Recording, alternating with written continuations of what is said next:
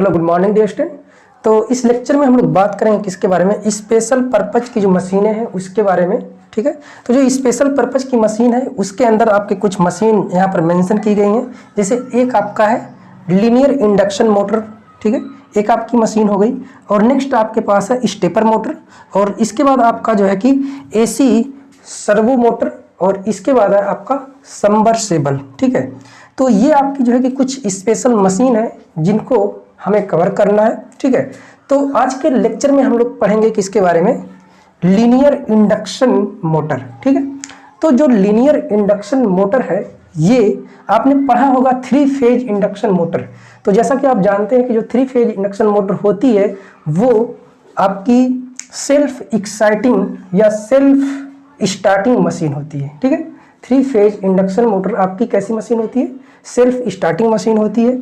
इसको स्टार्ट करने के लिए किसी भी अलग से सप्लाई की या किसी प्राइम मूवर की रिक्वायरमेंट नहीं होती है। ठीक है, लेकिन सेफली इसको ऑपरेट करने के लिए, सेफली स्टार्ट करने के लिए हम डिफरेंट जो है कि स्टार्टिंग मेथड को जो है कि फॉलो करते हैं। ओके, तो जो आपकी लीनियर इंडक्शन मोटर है ये भी कुछ जो है कि आपकी 3 फेज जो इंडक्शन मशीन है, जो 3 फेज इंडक्शन मशीन है उसी तरीके से ये भी आपकी जो कि काम करती है। लेकिन जो 3 फेज आपकी इंडक्शन मशीन है वो आपकी क्या करती है, वो एक तरीके से रोटेटिंग नेचर की होती है। तो उसमें जो आपका रोटेशन होता है, रोटेशन वो आपका एंगुलर होता है। ठीक है, जो आपकी 3 फेज इंडक्शन मशीन है उसका जो रोटेशन होता है वो एंगुलर वेलोसिटी से क्या करती है, रोटेट करती। लेकिन जो आपकी लीनियर इंडक्शन मशीन है, जो लीनियर इंडक्शन मोटर है, ये आपकी लीनियर वेलोसिटी से क्या करती है, लीनियर वेलोसिटी से ये मूव करती है। ठीक है, इसी को लीनियर या जो है कि ट्रांसलेशन मोशन कहते हैं। ठीक है, तो ये जो आपकी लीनियर इंडक्शन मोटर है ये आपके 3 फेज इंडक्शन मोटर की तरीके काम करती है। लेकिन जो 3 फेज इंडक्शन मोटर है वो उसमें उसकी जो वेलोसिटी होती है या जो उसका मोशन होता है वो एंगुलर मोशन होता है।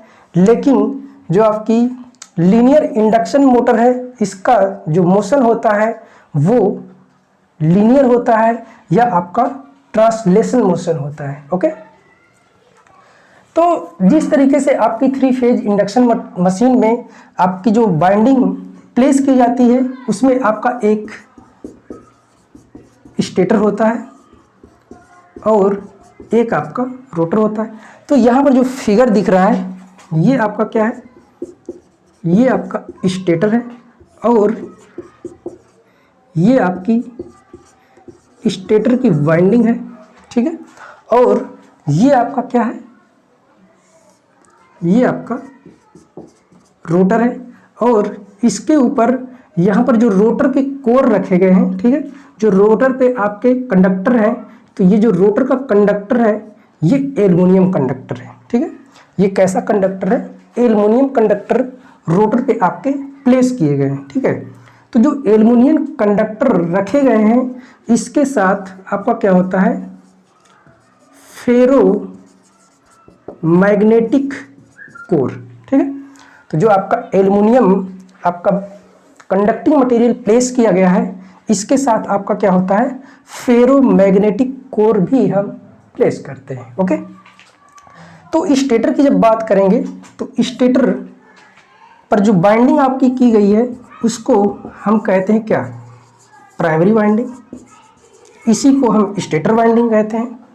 ठीक है, इसी को स्टेटर वाइंडिंग या प्राइमरी वाइंडिंग। ठीक है, तो जिस तरीके से आप देखते हैं कि जो 3 फेज इंडक्शन मशीन होती है उसमें आपका एक स्टेटर होता है जिसमें आपकी जो बाइंडिंग होती है वो या तो आपकी स्टार कनेक्टेड होगी या आपकी डेल्टा कनेक्टेड होती है। क्यों भाई, तो ये आपकी जो है कि वाइंडिंग जो आपकी स्टेटर पर रखी जाती है वो कुछ इस तरीके से होती है। तो यहाँ पर जो स्टेटर पे वाइंडिंग है उस वाइंडिंग को हम क्या कह रहे हैं, प्राइमरी वाइंडिंग। ओके, तो ये आपकी है प्राइमरी वाइंडिंग। और ये जो आपका रोटर है इसमें जो है कि हम एल्युमिनियम के कंडक्टर को रखे हुए हैं। ठीक है, तो एल्युमिनियम के जो कंडक्टर रखे गए हैं वो फेरोमैग्नेटिक कोर के ऊपर रखे गए हैं। ठीक है, तो जो रोटर है, रोटर में क्या है आपका एल्युमिनियम कंडक्टर है क्या है, एल्युमिनियम कंडक्टर है, किसके ऊपर, जो आपका फेरो मैग्नेटिक कोर के ऊपर प्लेस किया गया है। ठीक है, तो ये आपका इधर से हम क्या करते हैं, 3 फेज की सप्लाई, जिसमें आपका आर वाई वी फेज की सप्लाई हम स्टेटर पे देते हैं। स्टेटर बेसिकली हमारी क्या है, प्राइमरी वाइंडिंग, और रोटर पे जो वाइंडिंग है इसको हम कहते हैं सेकेंडरी वाइंडिंग। ठीक है, रोटर पे जो वाइंडिंग है उसको सेकेंडरी वाइंडिंग कहते हैं। ठीक है, तो इस तरीके से ये कंस्ट्रक्शन के पार्ट में आपका ये क्या हो गया, स्टेटर हो गया, स्टेटर के ऊपर वाइंडिंग हो गई, रोटर हो गया। ठीक है, रोटर के जो है कि रोटर किस पे रखा जाएगा, शाफ्ट के ऊपर रखा जाता है। ठीक है, तो इस तरीके से आपका ये कंस्ट्रक्शन की जो है कि चीज़ें कंप्लीट होती हैं कि आपका कंस्ट्रक्शन में एक रोटर और एक आपका स्टेटर, इतनी चीज़ें हो गई। फिर इसके बाद हम किसकी बात करेंगे, इसके वर्किंग की बात करेंगे।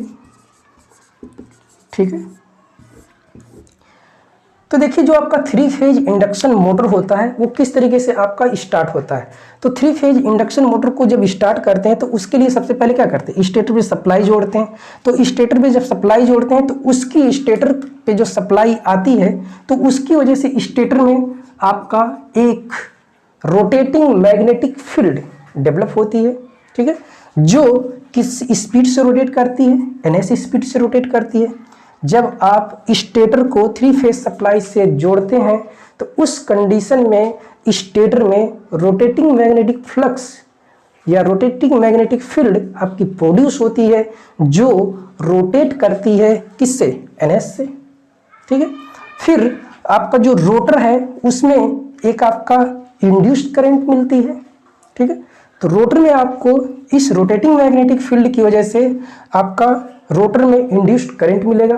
तो जो इंड्यूस्ड करंट है और जो आपकी रोटेटिंग मैग्नेटिक फील्ड है, इनके इंटरेक्शन की वजह से आपका जो रोटर है वो क्या करता है, रोटेट करता है। तो आप ये कहते हैं कि जो आपका रोटर है वो अब जो है कि रोटेट करेगा। तो रोटर किस डायरेक्शन में रोटेट करता है, तो जो रोटर है 3 फेज इंडक्शन मोटर का वो उसी डायरेक्शन में रोटेट करता है जिस डायरेक्शन में आपकी रोटेटिंग मैग्नेटिक फील्ड रोटेट करती है। अगर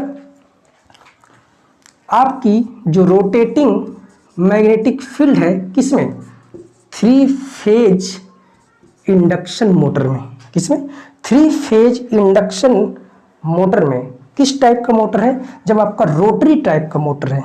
जब आपका मोटर कैसा होगा, रोटरी टाइप का जब मोटर होगा तब उसमें आपकी क्या होती है, रोटेटिंग मैग्नेटिक फील्ड प्रोड्यूस होती है स्टेटर में। जो आपका रोटर है उसमें आपका इंड्यूस्ड करंट आपकी इंड्यूस होती है। इन दोनों की इंटरेक्शन की वजह से आपका जो है कि रोटर क्या करता है, रोटेट करता है। तो रोटर अगर आपका क्लॉकवाइज डायरेक्शन में है, इसका मतलब रोटर क्लॉकवाइज डायरेक्शन में कब रोटेट करेगा, जब आपकी रोटेटिंग मैग्नेटिक फील्ड की डायरेक्शन क्लॉकवाइज डायरेक्शन में होगी। जब रोटेटिंग मैग्नेटिक फील्ड की डायरेक्शन क्लॉकवाइज डायरेक्शन में होगी तो मोटर आपका जो है कि क्लॉकवाइज डायरेक्शन में रोटेट करेगा। अगर रोटेटिंग मैग्नेटिक फील्ड की डायरेक्शन एंटी क्लॉकवाइज है तो मोटर आपका एंटी क्लॉकवाइज डायरेक्शन में रोटेट करेगा। क्यों भाई, तो उसी तरीके से जो आपका है क्या, लीनियर इंडक्शन मोटर, तो इसमें जब आप स्टेटर पे सप्लाई देते हैं तो इसमें आपकी जो ट्रेवलिंग वेव है, ठीक है, एक आपकी इसमें ट्रेवलिंग वेव बनती है, उसको उसकी जो वेलोसिटी है वो ट्रेवलिंग वेव वीएस वेलोसिटी से क्या करती हैं, स्टेटर में मिलती है। ठीक है, तो इसको हम लीनियर कैसे बनाते हैं, तो जैसा कि आपको एक पॉइंट ए दिख रहा है, एक पॉइंट बी दिख रहा है, इसको हम जो है कि यहाँ से ब्रेक करके इसको ओपन कर देते हैं। ठीक है, तो जब इसको ओपन करते हैं तब आपका इसका जो बाइंडिंग का पोर्शन है कुछ इस तरीके से आपको निकल के आता है।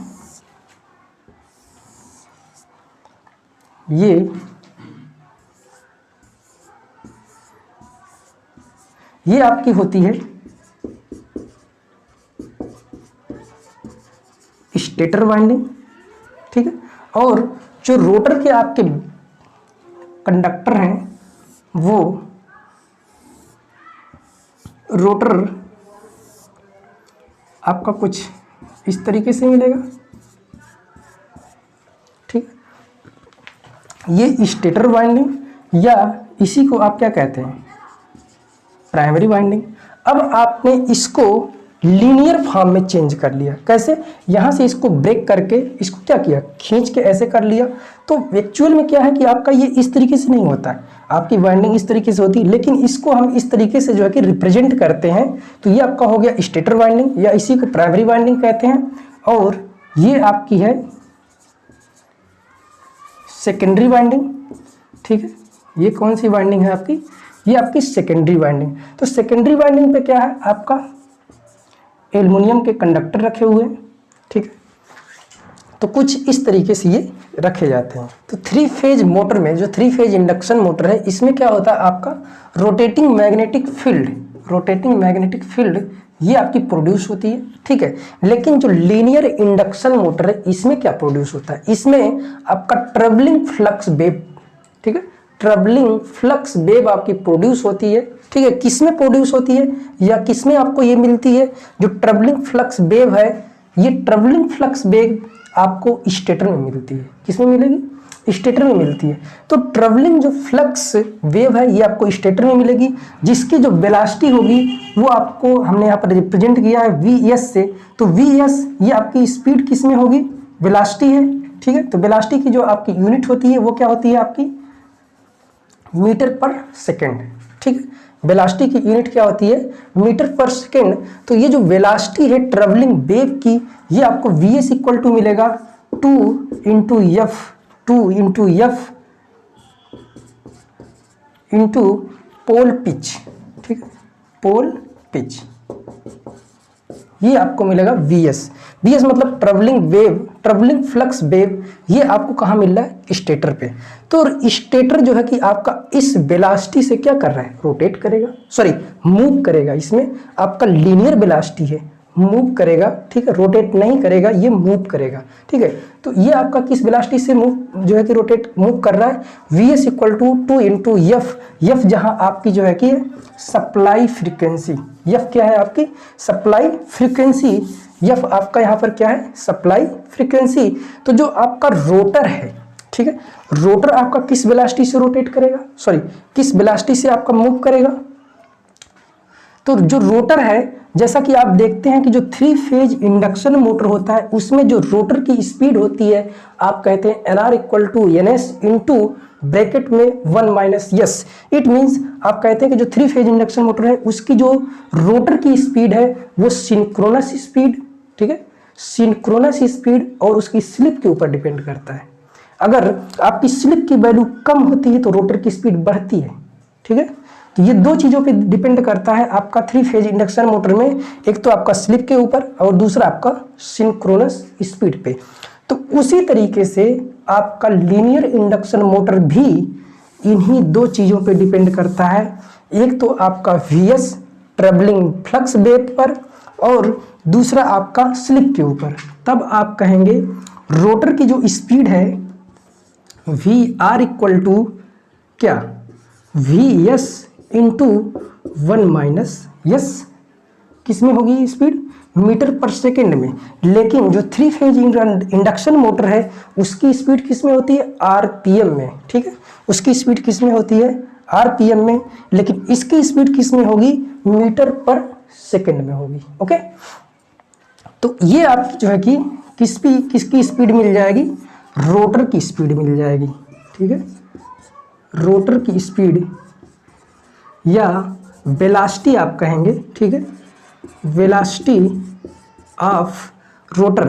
तो रोटर की जो वेलोसिटी है V R equal to V S into 1 minus S, ठीक है। तो इस तरीके से आप क्या कहेंगे कि जो आपकी स्टेटर है, ठीक है, स्टेटर में आपकी ट्रैवलिंग वेव फ्लक्स डेवलप हुई, इसकी वजह से आपका जो रोटर है, ठीक है, रोटर में आपकी करंट इंड्यूस हुई, किसकी वजह से, ये जो आपकी ट्रैवलिंग फ्लक्स वेव है, तो जिस तरीके से 3 फेज इंडक्शन मोटर में रोटेटिंग मैग्नेटिक फील्ड प्रोड्यूस होती है, उसकी वजह से आपका रोटर पे जो है कि ईएमएफ इंड्यूस होता है, करंट इंड्यूस होती है। तो करंट के इंड्यूस होने से और जो आपकी रोटेटिंग मैग्नेटिक फील्ड है, इन दोनों के इंट्रैक्शन की वजह से, इन दोनों की इंट्रैक्शन की वजह से आपका जो रोटर है वो मूव करता है। ठीक है, फाइनली आप ये कहते हैं कि रोटेटिंग मैग्नेटिक फील्ड की वजह से आपका जो है कि रोटर रोटेट करता है। ठीक है, तो यहां पर क्या है, ये आपका स्टेटर है। स्टेटर में आपकी ट्रेवलिंग वेव, ये जो है कि जो ट्रेवलिंग फ्लक्स है Vs इक्वल टू आपको इतना मिलता है। तब आपका जो ये रोटर है, रोटर में आपका जो है कि इंड्यूस होगी करंट। ठीक है, रोटर में आपकी करंट इंड्यूस होगी। तो रोटर में जो करंट इंड्यूस हुई है और जो आपकी स्टेटर में ट्रेवलिंग फ्लक्स की वेव है, ठीक है, ट्रेवलिंग जो वेव है, इन दोनों के इंट्रैक्शन की वजह से, ठीक है, इन दोनों के इंट्रैक्शन की वजह से आपका जो रोटर है वो मूव करता है। ठीक है, वो मूव करता है। कैसे मूव करता है, V R equal to V S into bracket में 1 माइनस एस। ठीक है, इस वेलोसिटी से जो है कि रोटर आपका क्या करेगा, मूव करता है। तो इसका जो यूज है, यूज जैसे आपका जो बेल्ट, कन्वेयर बेल्ट है, कन्वेयर बेल्ट में इसका यूज करते हैं। जो आपके स्लाइडिंग डोर हैं उसमें भी इसका यूज करते हैं। जैसे आप देखते हैं कि ट्रेन में इसका यूज करते हैं। जो आपकी मेट्रो ट्रेन है, आप जैसे ही एंट्री करते हैं तो डोर आपका ऑटोमेटिकली क्या होता है, क्लोज हो जाता है। जैसे आप डोर के पास पहुंचते हैं तो डोर आपका ओपन हो जाता है।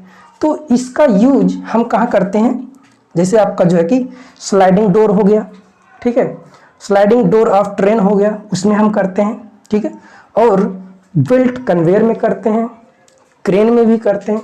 तो ऐसी जगहों पे करते हैं जहां पर हमको लीनियर वेलोसिटी के फॉर्म में जो है कि हमको किसी चीज को चलाना होता है। ठीक है, तो एक बार वर्किंग को फिर देख लीजिए कि वर्किंग किस तरीके से ये वर्क करेगा। जिस तरीके से हम 3 फेज इंडक्शन मोटर में सप्लाई देते हैं तो रोटेटिंग मैग्नेटिक फील्ड प्रोड्यूस होती है स्टेटर में, उसकी वजह से आपका जो रोटर है उसमें करंट इंड्यूस होती है। तो इन दोनों को इंट्रैक्शन की वजह से इस पे आपका फोर्स लगता है। अब फोर्स आपका किस डायरेक्शन में लगता है, फोर्स आपका उसी डायरेक्शन में लगता है जिस डायरेक्शन में आपकी रोटेटिंग मैग्नेटिक फील्ड प्रोड्यूस होती है। तो उसी तरीके से, उसी के बेस पे हम ये कहते हैं कि जो 3 फेज जो लीनियर इंडक्शन मोटर है, ठीक है, इसमें हम क्या करते हैं, स्टेटर में सप्लाई देते हैं। तो उसकी वजह से आपकी ट्रेवलिंग वेव आपकी जो है कि डेवलप होती है, ट्रेवलिंग फ्लक्स वेव आपकी डेवलप होती है, जिसकी वजह से आपका रोटर कंडक्टर को ये कट करती है। ठीक है, जो आपका रोटर है उसके कंडक्टर को कट करती है। तो उसकी वजह से उसमें आपको करंट इंड्यूस होती है। जब करंट इंड्यूस होती है तो इंड्यूस हुई करंट और जो आपकी ट्रेवलिंग वेव है, इन दोनों के इंट्रैक्शन की वजह से आपका रोटर पे एक फोर्स लगता है।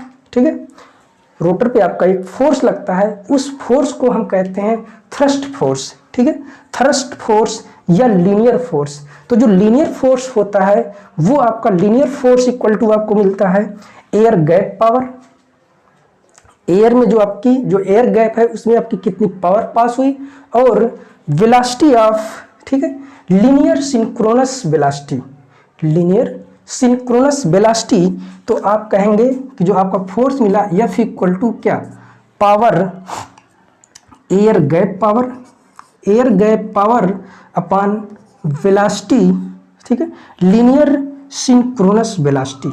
ठीक है, ये आपको मिलता है थ्रस्ट बराबर linear force upon air gap power upon linear synchronous velocity. तो ये फोर्स की वजह से आपका जो रोटर है वो क्या करता है, मूव करता है, आगे बढ़ता है। ठीक है, तो इसी के बेस पे आपका जो है कि ये जो आपका लीनियर इंडक्शन मोटर है ये आपका वर्क करता है। तो आपने स्टेटर का लीनियर इंडक्शन मोटर का कंस्ट्रक्शन देख लिया, वर्किंग देख लिया। ठीक है, अब हम इसके एप्लीकेशन की बात करेंगे। ठीक है, तो एप्लीकेशन जो है कि एप्लीकेशन हम इसका कई जगह करते हैं। जैसा कि हमने आपको बताया कि स्लाइडिंग डोर ऑफ ट्रेन हो गया, ठीक है, कन्वेयर बेल्ट हो गया, ट्रांसपोर्टेशन हो गया, और जो है कि आपका conveyor belt, sliding door, transportation, pumping of liquid metal और इलेक्ट्रिक ट्रैक्शन में भी हम इसका यूज करते हैं। ठीक है, तो देखिए जो आपका लीनियर इंडक्शन मोटर होता है, ये दो टाइप के होते हैं। एक तो आपका जो है कि single sided linear induction motor, और एक आपका होता है double side linear induction motor. ठीक है, तो जो डबल साइड आपका लीनियर इंडक्शन मोटर होता है उसमें क्या होता है कि जो आपका ये रोटर है, ठीक है, ये आपका रोटर है, और यहाँ पे जो स्टेटर है, ये दोनों साइड से जो है कि हम स्टेटर यूज करते हैं। ठीक है, स्टेटर की वाइंडिंग इसमें डबल यूज करते हैं। जैसे आपका जो है कि induction motor, 3 phase induction motor, एक आपका डबल केज बार होता है, उसी तरीके से ये भी है। ठीक है, तो ये आपका स्टेटर हो गया और ये आपका रोटर हो गया। ठीक है, ये आपका, ये दोनों स्टेटर के पोर्शन और ये आपका रोटर का पोर्शन। तो ये आपका जो है कि double sided linear induction motor हो गया। और इससे पहले जो आपका फिगर यहाँ पे बना हुआ था वो आपका था single side linear induction motor. तो अगर आप इसके इक्विवेलेंट सर्किट की बात करेंगे कि जो इसकी इक्विवेलेंट सर्किट होती है वो किस तरीके की बनती है, तो जिस तरीके से आपकी 3 फेज इंडक्शन मोटर की इक्विवेलेंट सर्किट बनती है उसी तरीके से इक्विवेलेंट सर्किट इसकी भी बनती है। तो आई होप कि ये सारे पॉइंट्स आपको समझ में आए होंगे। सारा चीज़ हमने इसमें कवर किया है। इसका जो है कि introduction part, construction, working principle, ठीक है, और साथ ही साथ इसका एप्लीकेशन हम कहाँ करेंगे, सारे पॉइंट्स को हमने कवर कर दिया। ठीक है,